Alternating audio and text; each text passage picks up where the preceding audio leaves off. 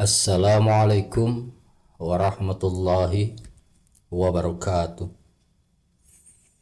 Di video kali ini saya ingin membahas tentang seorang perempuan aktivis Islam yang tidak pernah menyerah. Dia adalah Zainab Al-Ghazali. Sepak terjangnya yang berani membuat nyali rejim penguasa waktu itu menjadi ciut.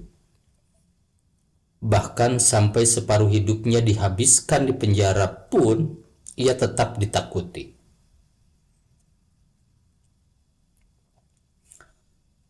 Apa sebenarnya yang membuat nyali Jamal Abdul Nasir, penguasa Mesir yang namanya cukup disegani itu, tega meluluh lantakan hidup seorang perempuan yang bernama lengkap Zainab Al-Ghazali Al-Zubaili? Asumsi pertama, mungkin lantaran ia adalah termasuk salah seorang anggota Ikhwanul Muslimin atau kelompok harakah yang dicap sebagai gerakan radikal oleh pemerintah setempat waktu itu. Mungkin juga karena kepokalannya yang berani mengungkapkan kebenaran Islam sekalipun bertentangan dengan pihak penguasa. Atau bisa jadi lantaran cap aktivis Islam lah yang melekat pada dirinya ketimbang label cendekiawan pada dirinya. Wanita Mesir yang satu ini terlahir di wilayah Al-Bihira, Mesir pada tahun 1917. Banyak sumber yang menyebutkan bahwa ia masih memiliki pertalian nasab dengan Khalifah kedua Islam, Umar bin Khattab dan Hasan bin Ali bin Abi Thalib. Garis keturunan yang bagus ternyata cukup menunjang dalam pembentukan pribadi Zainab. Ia besar dalam lingkungan keluarga yang cinta pendidikan. Padahal untuk ukuran wanita di zamannya, akses untuk mendapatkan pendidikan ibarat pungguk merindukan bulan. Perempuan Mesir mendapat perlakuan diskriminatif dalam berbagai sektor kehidupan, khususnya di bidang pendidikan. Bagi perempuan Mesir, bahkan untuk bersekolah saja dianggap tabu. Maka kesempatan emas itu pun tidak ingin disia-siakannya. Zainab memiliki ambisi dan tekad yang kuat sehingga membuatnya maju untuk mencapai jenjang pendidikan tinggi. Ia mendapat pendidikan agama pertama kali dari cendekiawan muslim terkemuka di Al-Azhar, Syekh Ali Mahfuz dan Muhammad Al-Naggar. Sepanjang hidupnya pun, Zainab terus berusaha membentuk dirinya sebagai orang yang berhasil belajar secara otodidak. Apalagi ditunjang dengan talenta yang dimilikinya dalam berorasi. Saat berusia 10 tahun saja, dia telah mampu memperlihatkan kepandaian dan kelancarannya dalam berbicara di depan umum. Menginjak remaja, Zainab aktif dalam organisasi Persatuan Kelompok Feminis Mesir yang dibentuk oleh Huda Al-Sha'rawi di tahun 1923. Tapi itu tidak berlangsung lama. Sebab Zainab memilih mengundurkan diri dari organisasi tersebut karena merasa tidak sejalan. Banyak ide dan prinsip yang berseberangan mengenai perjuangan menuntut kesetaraan. Zainab tidak setuju dengan ide-ide sekuler tentang gerakan pembebasan perempuan yang diusung oleh Huda Al-Sha'rawi. Meski demikian, Zainab Al-Ghazali tetap menghormati feminis Mesir itu dan menyebutnya sebagai seorang wanita yang memiliki komitmen dan keimanan yang baik. Saat usianya 18 tahun, yaitu pada tahun 1936, Zainab Al-Ghazali berhasil mendirikan Asosiasi Wanita Muslim. Asosiasi ini bertujuan mengatur kegiatan-kegiatan kaum perempuan yang sesuai norma-norma Islam yang ditujukan untuk kepentingan-kepentingan Islam. Ia selalu berusaha mengedepankan masalah keseimbangan antara hal-hal yang bersifat religius dan modern. Dakwah Islami yang diusungnya dalam membentuk organisasi wanita Muslim memang menjadi concernnya dibanding organisasi perempuan lainnya. Bahkan tak sekedar membekali muslimah dengan ilmu dan kedalaman akidah, Zainab melalui asosiasi yang didirikannya berusaha untuk melahirkan generasi dai-dai wanita.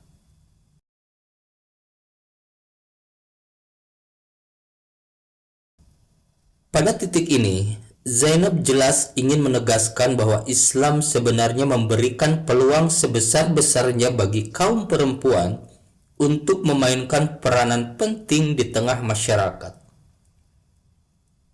Kaum muslimin berhak memiliki pekerjaan, masuk ke dalam dunia politik, serta bebas mengeluarkan pendapat. Sebagaimana yang ditegaskan dalam sebuah wawancara di sekitar tahun 1981. Zainab menyampaikan bahwa Islam telah memberikan segalanya bagi kaum pria dan wanita tanpa membeda-bedakan. Islam memberikan kebebasan dalam berbagai bidang.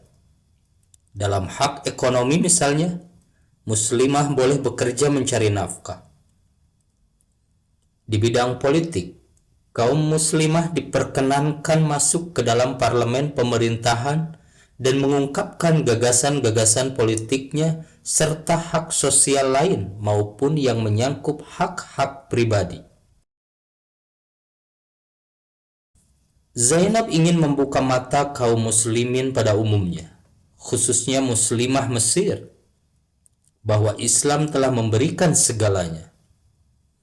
Islam tidak pernah melarang mereka berjibaku seperti halnya kaum laki-laki.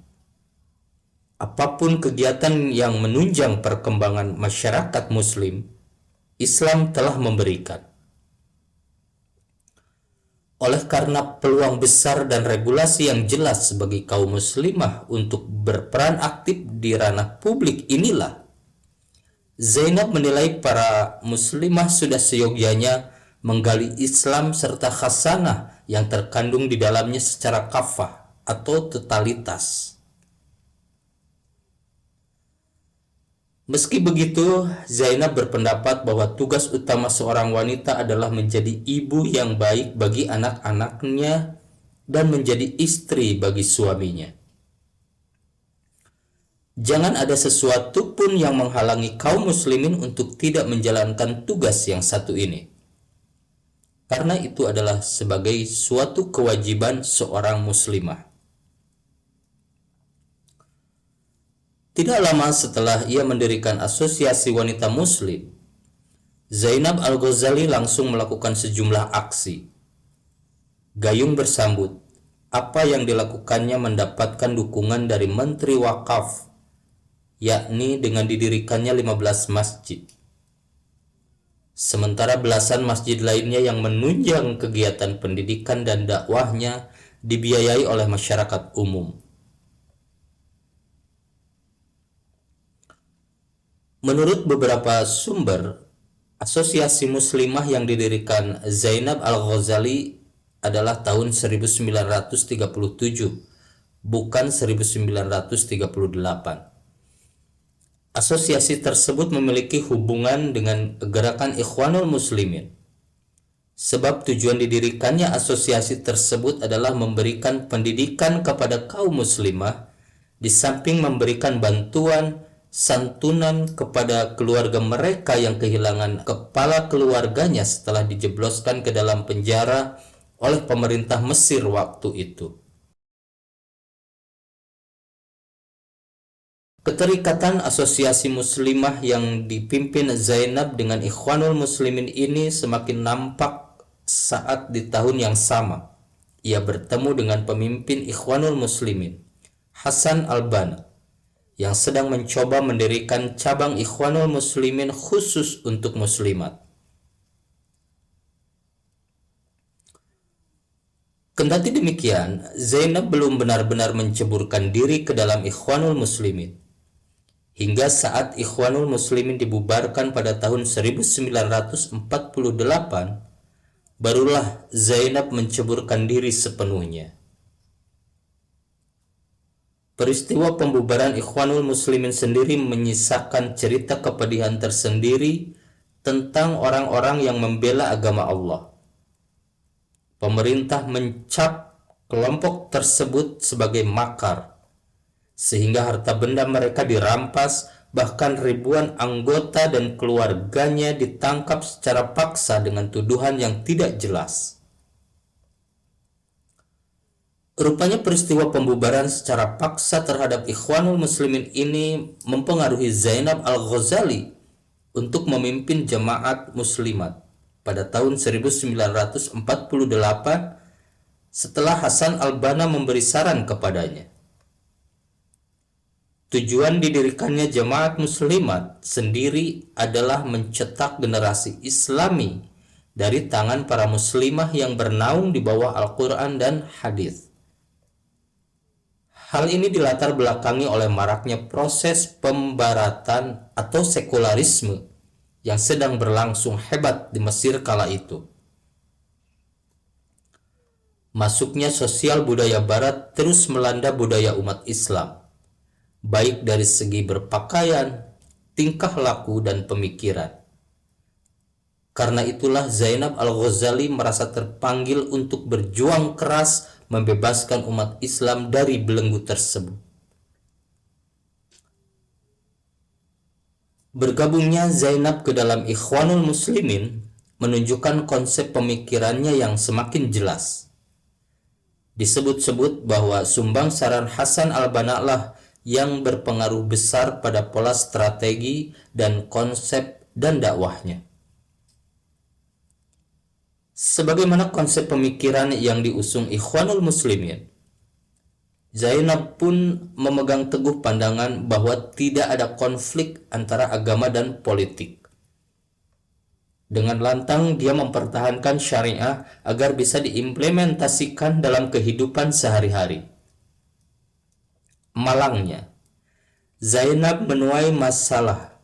Ia kerap berurusan dengan rezim Mesir pada saat itu yang sedang dipimpin Presiden Jamal Abdul Nasser. Februari 1949, sekelompok orang berhasil membunuh Hasan al-Banna. Perjuangannya diteruskan oleh Hasan al-Hudaybi. Terdapat satu peristiwa menarik berkenaan dengan Hasan Hudaybi ini, di mana pada tahun 1954 Jamal Abdul Nasser telah mengeluarkan perintah hukuman gantung kepada Abdul Qadir Audah, Syekh Muhammad Fargholi, Husain Hubaidi, dan beberapa orang lainnya. Namun Hasan Hudaybi diserang penyakit jantung secara tiba-tiba. Tim dokter meramalkan bahwa ia hanya bisa bertahan hidup beberapa jam saja.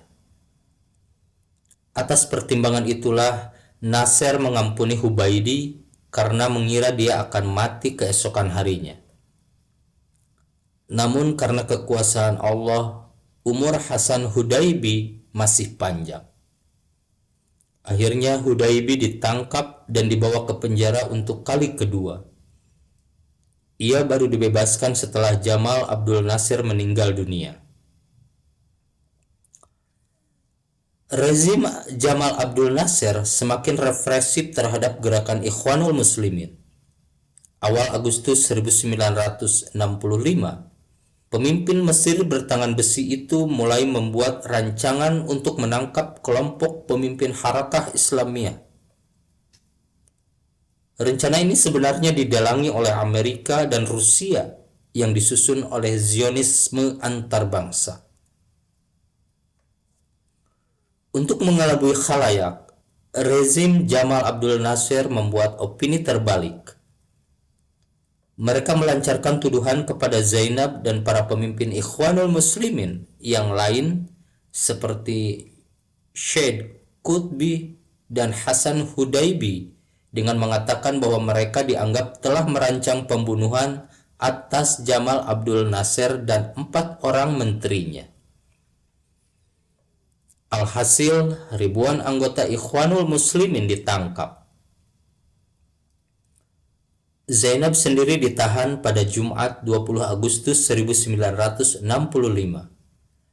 Ketika itu usianya sekitar 44 tahun. Ia dimasukkan ke dalam penjara. Dari sanalah ia melihat dengan jelas bagaimana anggota Ikhwanul Muslimin disiksa dengan keji. Ada yang digantung, dicambuk, dan dicakar-cakar anjing setelah tubuh mereka dipukuli sesuka hati. Zainab pun tak urung disiksa dengan kejam. Ia diceburkan ke dalam penjara berkubang air es dengan tangan diborgol. Namun Allah tidak pernah tidur.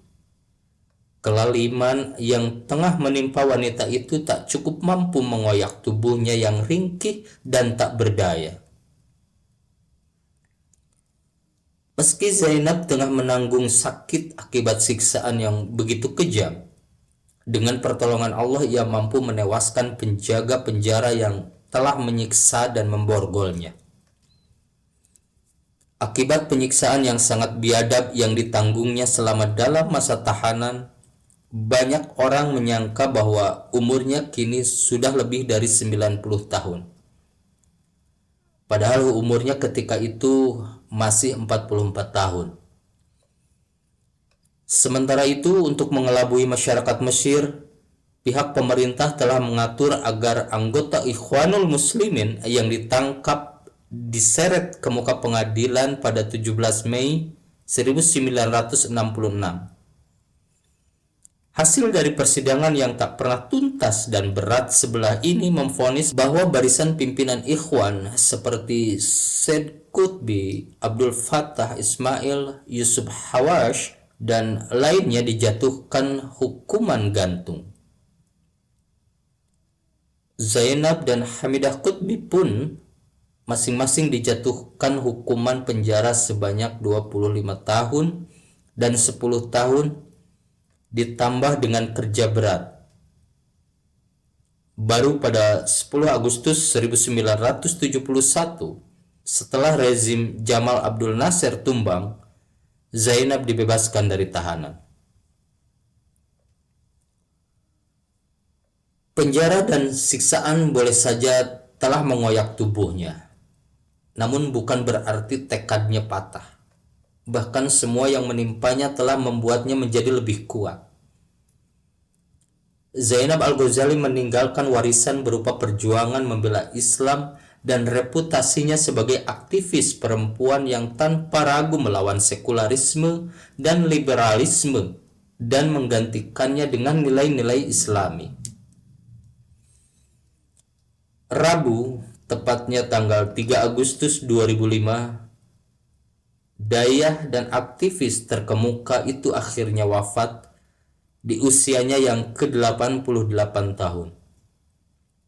Beliau meninggalkan kenangan yang takkan pernah terlupakan sepanjang aktivitasnya menjalankan dakwah Islam.